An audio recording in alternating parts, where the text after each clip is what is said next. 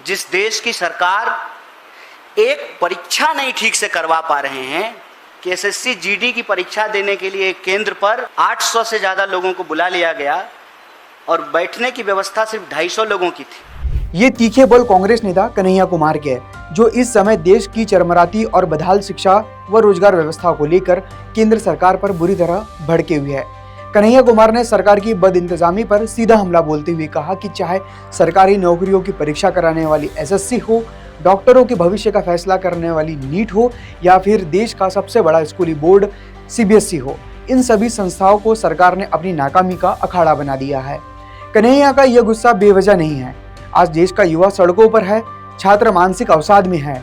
आज की इस रिपोर्ट में देश की 3 सबसे बड़ी शिक्षा प्रणालियों जिसमें एसएससी, नीट, सीबीएसई की उस कड़वी हकीकत को खंगालेंगे जिसने देश के शिक्षा मंत्री धर्मेंद्र प्रधान को सीधे कटघरे में खड़ा कर दिया है। नमस्कार, मेरा नाम है आयुष और आप देख रहे हैं ओएनओजी न्यूज।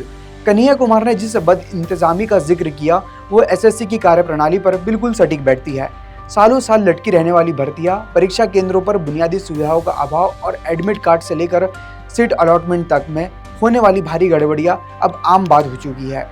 कन्हैया कुमार ने साफ शब्दों में सरकार की नीयत पर सवाल उठाते हुए कहा कि सरकार युवाओं को रोजगार देने के नाम पर सिर्फ औपचारिकताएं पूरी कर रही है।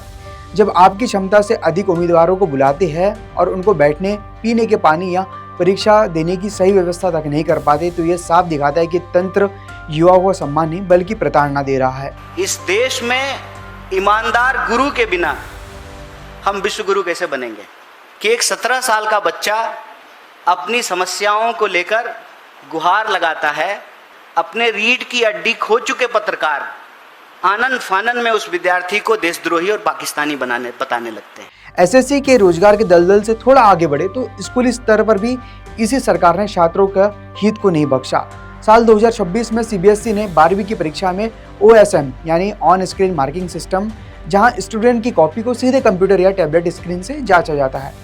तब बड़े बड़े दावे किए गए थे कि कंप्यूटर कॉपियां जांचेगी तो पारदर्शिता आएगी, लेकिन नतीजा इस साल बच्चों के पास होने का जो परसेंटेज गिरकर 85.20% हो गया, जो कि पिछले कई सालों से सबसे खराब रहा है। कन्हैया कुमार और विपक्ष का आरोप है कि सरकार बिना तैयारी के, बिना शिक्षकों को ट्रेनिंग दिए और बिना सही इंफ्रास्ट्रक्चर के नए नए प्रयोग थोप देती है। दिल्ली के छात्र वेदांत श्रीवास्तव का मामला इसका सबसे बड़ा सबूत है, जिसे रीवैल्यूएशन में किसी दूसरे बच्चे की कॉपी थमा दी गई और जब उसने हक की बात की तो उसे देशद्रोही तक कहा गया। इलाहाबाद हाईकोर्ट में याचिका दायर की गई है कि कॉपियां इतनी धुंधले स्कैन की गई कि उसे पढ़ा भी नहीं जा पा रहा। सवाल यह है कि जब कॉपियां पढ़ने में ही नहीं आ रही तो सीबीएसई के कंप्यूटरों और शिक्षकों के नंबर कैसे दे दिए? ये बच्चों के भविष्य के साथ सीधे सीधे दुश्मनी नहीं तो और क्या है।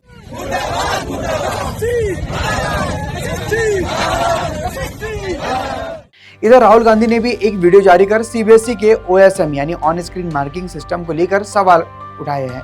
इन तमाम वादों और बदइंतजामी के बीच बड़ा सवाल देश के शिक्षा मंत्री धर्मेंद्र प्रधान पर उठता है। सबसे पहला सवाल है कि जब नीट पेपर लीक हुआ तो शुरुआत में आपने इसे साफ इनकार क्यों किया? आपकी मिनिस्ट्री ने इसे तुरंत क्लीन चिट क्यों दी?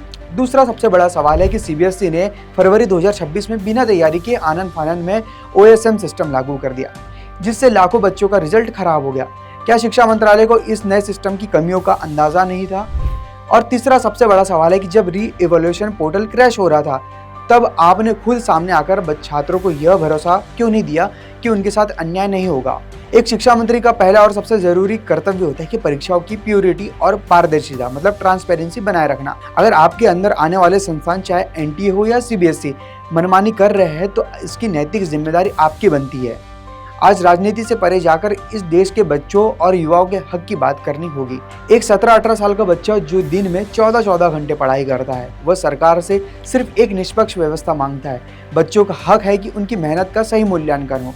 धर्मेंद्र प्रधान जी जो हमारे देश के शिक्षा मंत्री है और केंद्र सरकार को अब खोखले दावों से बाहर निकलकर जमीन पर काम करना होगा, क्योंकि युवाओं को सब्र का बांध अब टूट चुका है। फिलहाल इस रिपोर्ट में इतना ही। आपकी क्या राय है? कमेंट बॉक्स पर शेयर जरूर कीजिएगा। हमारे चैनल ओएनओजी न्यूज़ को लाइक, शेयर और सब्सक्राइब करना बिल्कुल ना भूलें। नमस्कार।